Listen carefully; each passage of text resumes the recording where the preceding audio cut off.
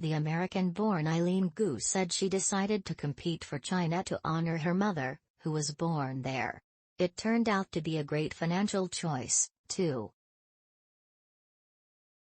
After winning a gold medal in the women's free ski big air competition at the Winter Olympics in Beijing on Tuesday, Gu can count on endorsement deals and sponsorships from both countries, U.S. marketing experts say. Gu is in an interesting position where she can support both American and Chinese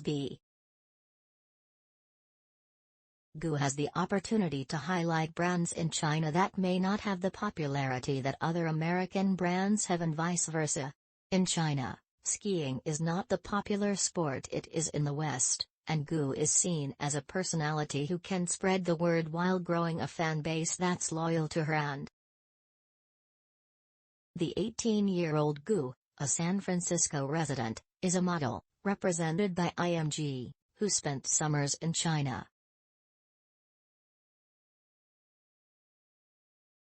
She's come under fire for skiing with the Chinese team rather than the American, but marketing experts say the gains from her popularity in China will more than offset any backlash she faces in the US. Gu already has plenty of affiliations with luxury brands on both sides of the Pacific.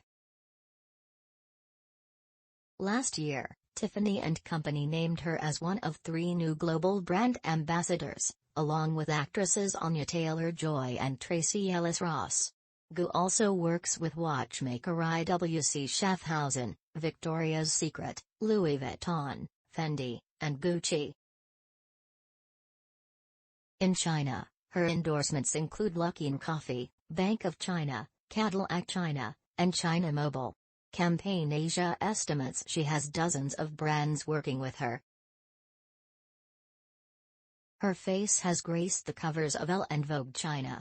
During this month's games, Red Bull, another sponsor, has been releasing footage of Gu in Beijing, including a new digital series called Everyday Eileen about her ascent to stardom.